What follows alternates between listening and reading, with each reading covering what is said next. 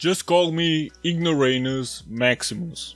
Because I have to admit, before writing the script for this PlayStation 1 exclusive game, known in Japan as Dokyu Billiard Master and in Europe as Pool Palace, before, for some reason, it was re-released as Pool Hustler in 1999, I had to do some research. Because you see, all these years I assumed that pool and snooker were essentially the same thing, but pool was a word used in the US while snooker was used in Europe. You know, similar to soccer and football. They are the same thing, but soccer is used in the US as a word while football almost everywhere else. Well, while I will not go too much into the differences between the two, actually 3, because there is also billiard, which is not the same thing as pool or snooker, I will simply throw this picture in here. This is pool, this is snooker, and this is billiard. Billiard tables don't have pockets. Pool tables have pockets, and the game is usually played with 15 colored balls, while snooker is played with 6 colored balls in addition to the 15 red balls. To give an example using official tournaments, this is pool. Look at the balls and the table, specifically its size. And this is snooker. Again, look at the balls and the table. But in the end, even though I did some research, I might still have gotten the facts completely wrong, so if anybody wants to correct me, then please do so. I've played pool a few times in my life, mostly growing up, but I haven't played it in well over a decade. And also no, I haven't played many pool games on consoles or handhelds or anything to have much experience with these kinds of games. Which is why you will see me play like shit and on easy mode in Pool Hustler. Yeah, I would never be able to beat the game on normal difficulty because the AI is, well, quite obviously, way less forgiving. But despite all that, I have very fond memories of this game because it was one of the very few games that I saw my stepfather play the most back in the late 90s, while I could never get the feel for it. While he managed to beat the whole game, and I think even on normal difficulty, I could never do it. Until now, at least. And yes, on easy difficulty, I admit. So let's talk about the game. Obviously you are gonna play pool in different variations. 9 ball, where the goal is to pocket all balls in order, from lowest number to highest number, and only uses 9 balls. Okay, plus the cue ball. The cue ball is the white one. Rotation, which works similar to 9 ball but uses 15 balls instead of just 9. With a cue ball, of course. And it probably resembles snooker the most because you get points according to the numbers on the balls you've pocketed. 8 ball, which uses all 15 balls but you just need to pocket either the colored or the striped balls, whichever you chose or is assigned to you, before you sink the black ball. And yes, the black ball always has to be the last one. This is the version I've also played in real life growing up and the only version I knew existed back then. And finally, 14-1, or also known as straight pool. Also uses 15 balls, but the goal here is slightly different than rotation or 8 ball. Because unlike those two where you can sink the balls in whatever pocket, in 14-1 you can pocket any ball at any time because the numbers on them don't really matter. But before you even play, you have to call the ball you are gonna hit as well the pocket you are gonna use each time. If you cannot pocket the right ball in the called pocket, the ball resets on the table. Well, those are the 4 pool variations you have in your disposal in this game, and it gives you a good amount of variation, at least for the time. 8-ball might be the easiest pool variation in this game because of the way it's played. It's simply more, let's call it, forgiving. So if you are a beginner, then this is the variation for you. However, the way all 4 variations are played in this game changes slightly if you chose to play with amateur rules or professional rules. For example, 8-ball with professional rules means absolutely all shots have to be called, while on amateur you just need to call the 8th ball, which is the black one.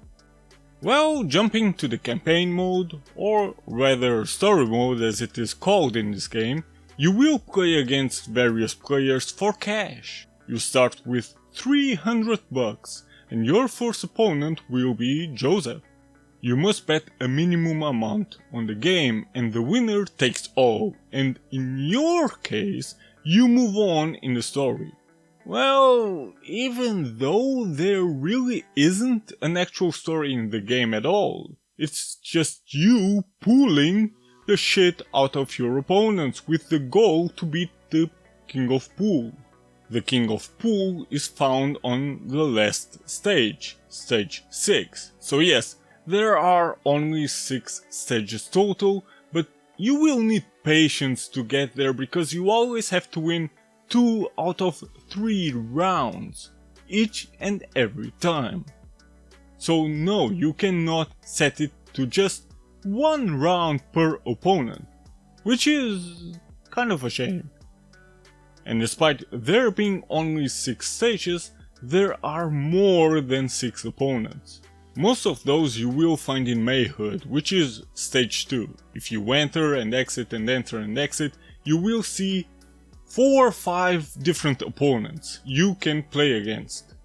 During each game you might win some extra cash if you can make the shot your opponents want you to bet on. Sometimes he wants you to pocket a certain ball in a certain pocket, but other times it's just pocket the ball in any pocket. Obviously you can always deny his bet, but if you want that cash, then I suggest you take the risk.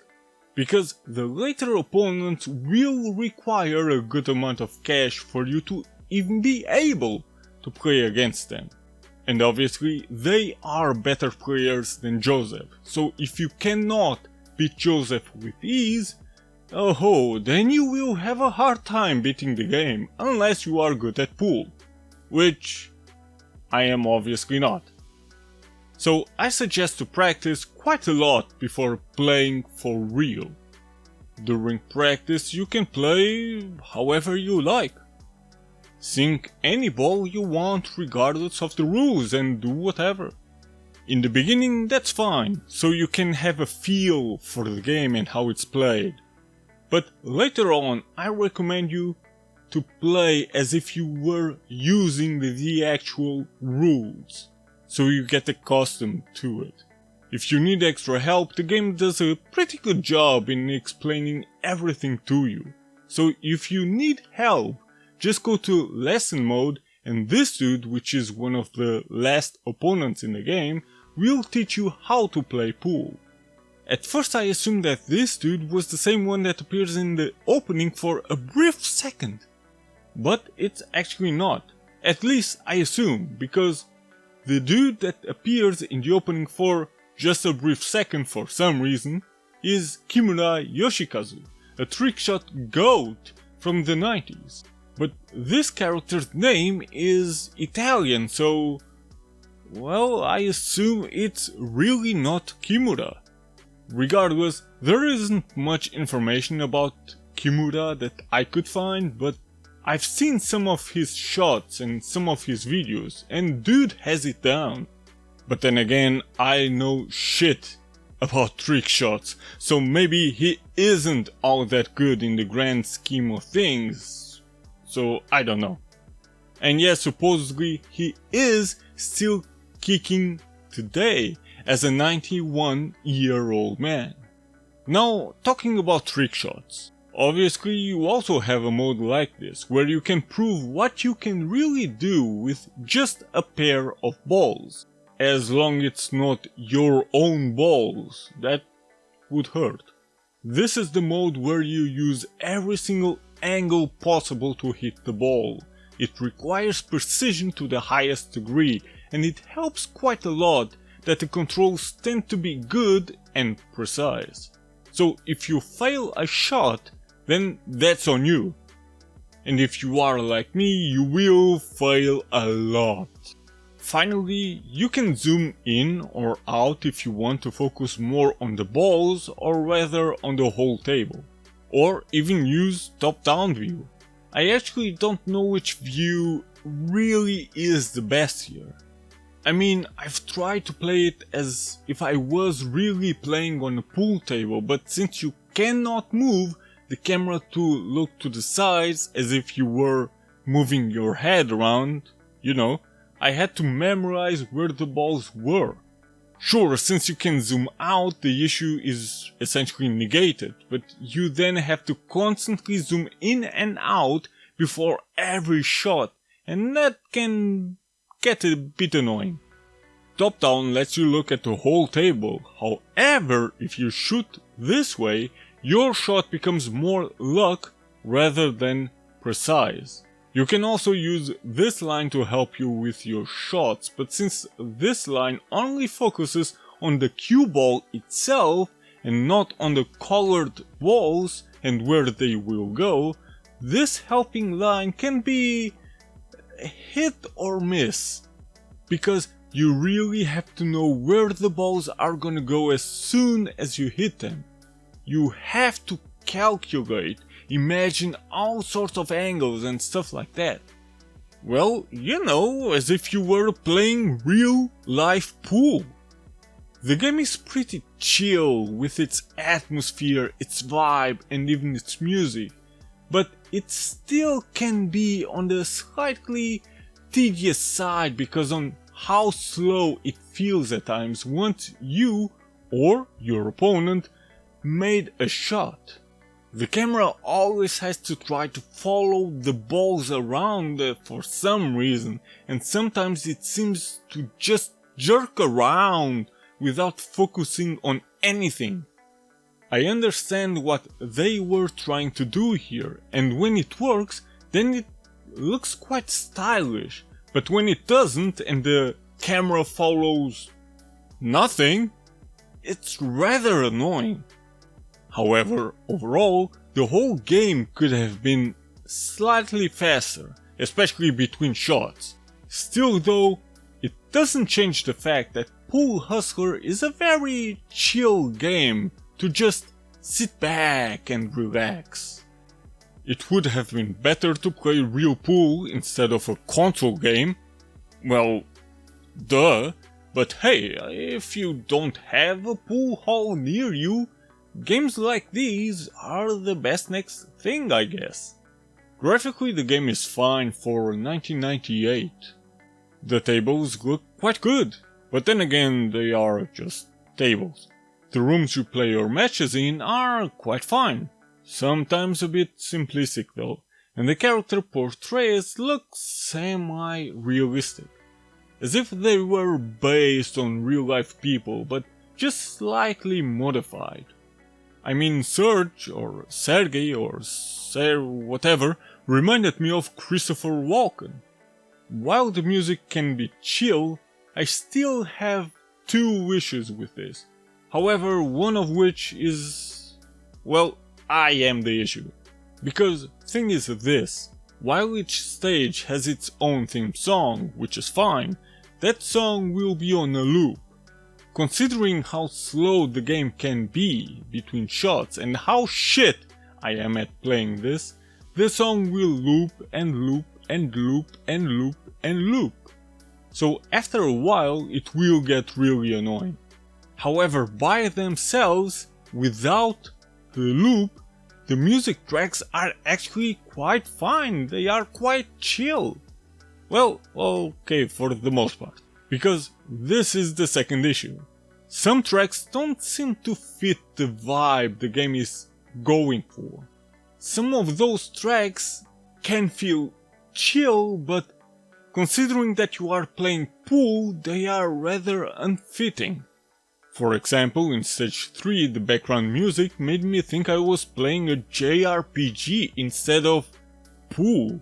But as I've said, all tracks are quite fine by themselves, but a few just don't really fit the scenario at all. Well, as I've stated multiple times and as you've seen, I am terrible at this. It took me a lot of practice to be able to beat the game and make these trick shots. Oh yeah, I did it. Despite that though, I actually had a blast. Sure, this isn't a game that many will like or even care about, but if you give it a chance, then it's kind of a unique experience, and for a chill evening, I mean, why not? Why not play something like this? I would do it again for sure.